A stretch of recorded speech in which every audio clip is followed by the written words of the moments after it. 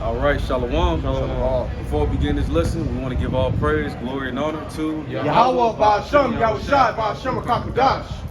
Hey, double honor to the apostles and elders and great millstone every well. Peace and blessings unto the elect. We're back here again with another GMS gem. I got the beloved brother, Adawan. and the beloved brother behind the cam, Yashakal, and I'm the brother Yawanathon. You know, we're back here again with another GMS gems. Lord willing, it is edifying. Yup, so hey man, we're just gonna get straight to it through the spirit. You know, the brother and I, we was chopping it up the other night, fellowshipping, and we was going into how, you know, basically we're all gonna have our own Garden of Gethsemane moment, man. Okay, just like how Yahushua was in the Garden of Gethsemane and he had to go through that his own form of hour of temptation, so to speak, by himself. We might all have that moment where we're gonna have to have our own sort of hour of temptation, where we're gonna have to basically, you know, work out our own salvation in that particular moment, man, and lock in and you know, understand what the times that are at hand. You know, just like how Yahushua had to go through that Garden of Gethsemane moment by himself, man. Because it's good to be around brethren, it's good to link up with the brothers as much as you can, but the times so that you can, you know, have that relationship with him, man. You know, Scripture say, "Cursed be the man that trusted in man." So you can't put your full trust in brothers, man. You know, we have to worship Yahweh Ba'Shem Shai. Okay? Now that doesn't mean you don't treat brothers wrong or you disregard Akim, but you have to understand that the Lord is our power. He's the one you serve, man. Okay? Not the brethren. You know, you serve the brethren as far as being brotherly, but you don't serve the brothers as far as worshiping them like they're Yahweh Ba'Shem Shai, man. That's right. What does it say? It says this is not of man will, but of the will of Yahweh Ba'Shem Shai. Right. You know? Hey, and a brother can't save you, man. Yahweh Ba'Shem Shai is the only one that can cause deliverance for you, man. You cannot put, you know, and vice versa. You can't save a brother, man. You know, only Yahweh Ba'Shem Shai is the Savior, man. There is none else besides him. Now the Lord could use a brother to deliver you from a situation, but that was the will of Yahweh Ba'Shem Shai. If the Lord didn't want that brother to save you, he couldn't even do it if he wanted to, man. That's right. We're going to begin with the book of Matthew, the 26th chapter, and the 36th verse. Then cometh Yahushua with them unto a place called Gethsemane, and said unto the disciples, "Sit ye here, while I go pray yonder." And he took with him Peter and the two sons of Zebedee, and began to be sorrowful and very heavy. Then said he unto them, "My soul is exceeding sorrowful, even unto death. Yep. Tarry ye here and watch with me." Right, so Yahushua, this is basically building up the plot of Yahushua. He was in the Garden of Gethsemane with the disciples, right? And he told them to tarry there while he went and go and prayed, right? But he's basically, he understood that he's about to go get put on that cross. Right. So he wanted his boys, so to speak, for lack of better words, to be there with him, to strengthen him. You know what I'm saying? Like, you know, when you're going through a tough time and you want to have your friends around you, right? That's like what Yahushua was doing, right? But what happened? Keep reading about Patrol. Verse 39, and he went a little further and fell on his face and prayed, saying, "O my Father, if it be possible, let this cup pass from me. Nevertheless, not as I will, but as thou wilt." Right, so Yahushua, he was going through a moment where, you know, he not that he was getting weak, but it's just that he was in the flesh, man. You know, and he understood, like, damn, I'm about to die tonight. You know, and he was looking to see if there's another way, but he understood that there was no other way. That's why he said, "Not as I will, but as thou wilt," man. Because Yahushua, he was always about seeking the will of the Most High Yahweh, man. He wasn't about seeking his own will. Okay? And we have to be the same way. That's right, man. Keep going on that, Baba Show. Verse 40, and he cometh unto the disciples, and findeth them asleep, and said unto Peter, "What? Could he not watch with me 1 hour?" Right. He found the disciples asleep because the Most High put the spirit of deep sleep on them. Man's goings over the Lord. How can a man that understand his own way? Yahweh Ba'Shem Shai put the spirit on the disciples to have heavy sleep that night, man. Right. So that, because Yahushua had to go through that moment by himself, man. Hey, you know? That's beautiful that you're going into it now, because it's just like certain time in this walk, man. Certain time in this walk, a brother ain't going, you ain't always going to be, you're not always going to be able to call a brother. You ain't always going to be able to link up with the brother, man. So that's why Yahweh Ba'Shem Shai puts you in certain positions to where you by yourself and you going through it the most. But that's all for the uplifted, man. Yep. That's all for Yahweh Ba'Shem Shai building you up, man. Yep. Because in the time of Jacob's trouble, you might get separated from a brother, man. Yep. And there's gonna be times where you may be hungry. There's gonna be times where you got people chasing you. Hey, but that's all for you. Right. That's all for your walk, man. Yep. You know? Yeah. So you can't get weak in that time, man. You can't get weak in the times to where, hey, you by yourself. What about how it says, I have, matter of fact, we're gonna keep getting the scriptures. Keep going. Matthew chapter 26, verse 41. Watch and pray that ye enter not into temptation. The spirit indeed is willing, but the flesh is weak. That's right, man. So that's what it's all about, moving in the spirit, man. You know, and if you understand the ways of the spirit, you understand that you have to call upon Yahweh Shemel Shai for your salvation, man. Okay? Not, you know, you can't put your trust in anything else, man. Okay? Because everything else will fail if the Lord doesn't want it to work out, man. The Lord will put you in certain predicaments and situations so that you could trust and lean upon Him, man. You know, because if you could always hit up a brother or you know, log into your bank account to get you out of a jam, that's not going to build up your faith, man. That's right. You know? So the Lord will put you in predicaments and circumstances so that you can turn around and fall upon your face like Yahweh did and be like, Lord, Baruch Shah, help me. I need you, Lord. You know, because the Lord, He's a jealous power, man. You know? But that's the point on that. Hey, but like you're going into, it's just like training wheels. You use the training wheels, and then after a certain amount of time, you take the training wheels off, exactly, and you start to ride. By yourself. By yourself. Right. You know, sometimes there's a saying in the world, sometimes you gotta let not somebody drown, but you gotta let them swim. Right. Put them in the middle of the pool and see if they're gonna swim on their own, you know, if they're gonna do it themselves. Right. Because if you go in there and help them, they're never gonna learn to do it by themselves. Right, brother. So, hey, spiritually looking at it, man, Yahweh Shemel Shai is doing that with us, man. Because, hey, we ain't always gonna be with each other in the times of trouble, man. Hey, scriptures speak about how man shall desire to hear a man's voice and shall not be able. Roughly paraphrasing. That's right, man. You know? So all these things that we go through right now, brethren, is for the building for the times to come, man. Yep. Bible Sean, can you get for me Philippians 2:12? Come. Unless you have a preacher. You know? Because, man, you came into this world alone, and you go and you know, pretty much, hey, you might die alone, man. Yeah, that's right. You know what I'm saying? Because guess what? We all have to give an account in that judgment seat, all right, to Yahweh Shemel Shai, you know, and not another. You know, 2 Corinthians 5:10 says how we all have to give account. So I can't vouch for this brother. This brother can't vouch for me.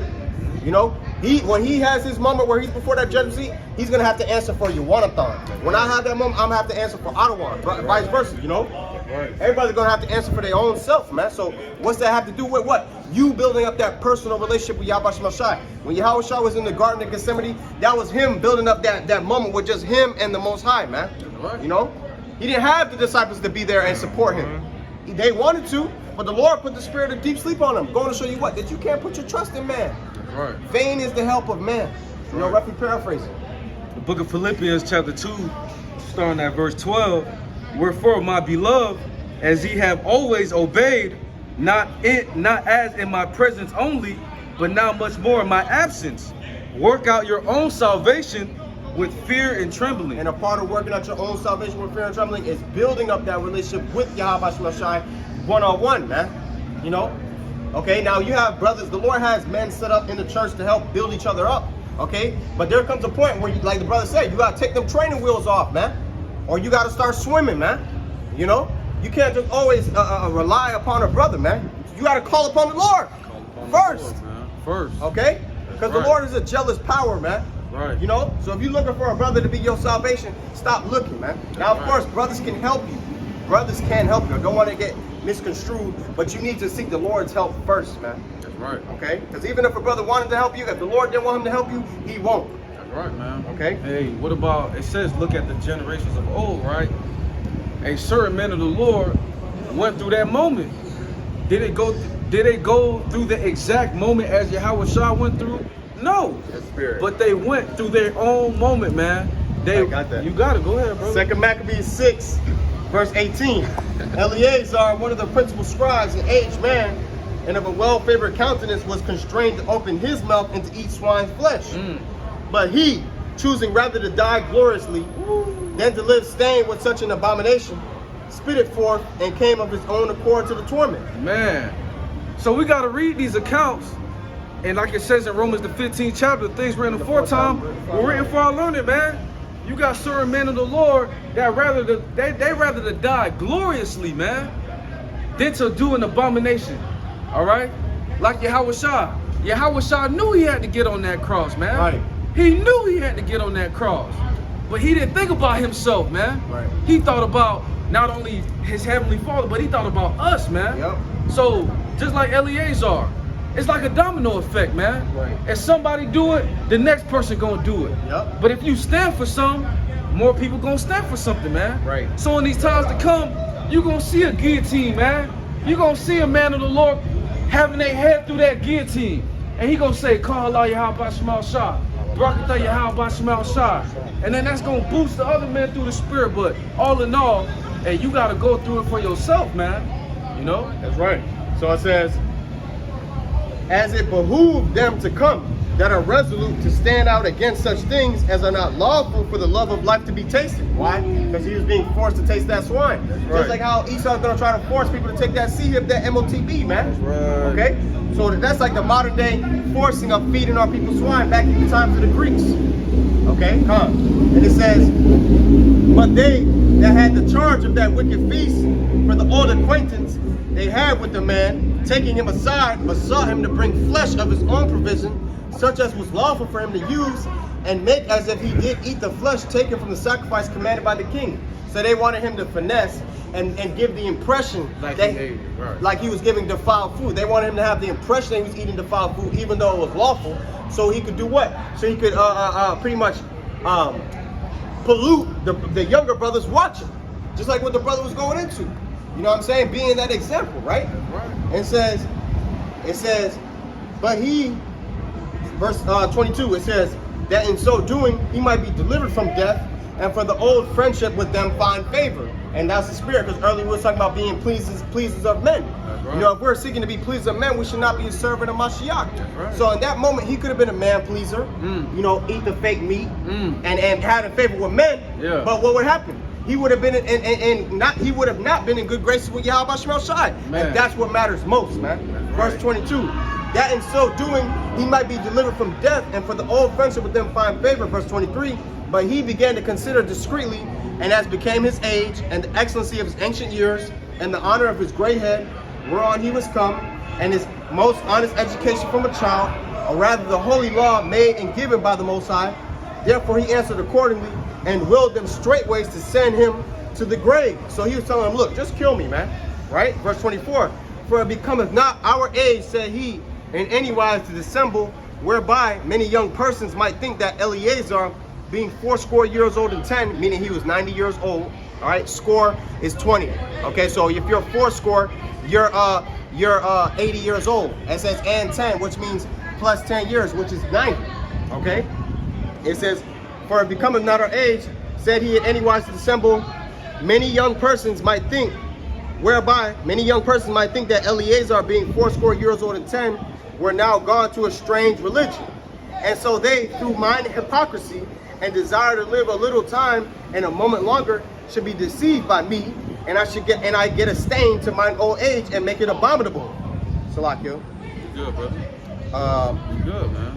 Hold up, Salakia, the water. It says, saying over here, man. Yep. This shit just blanked out on my phone. Yep. It says, for though for the present time I should be delivered from the punishment of men, yet should I not escape the hand of the Almighty, neither alive nor dead.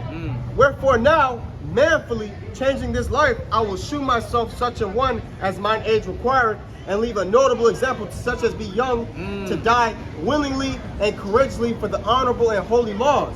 And when he had said these words, immediately he went to the torment. Right. They that led him, changing the goodwill they bare him a little before into hatred, because the aforesaid speeches proceeded, as they thought, from a desperate mind. So here it is. They was cool with him, and now they mad at him because he want to go follow Yahweh Shemal Shai. Let's go show you can't put your trust in men, because men can change, man. That's right. Men are fickle. That's right, man. You know, and it says,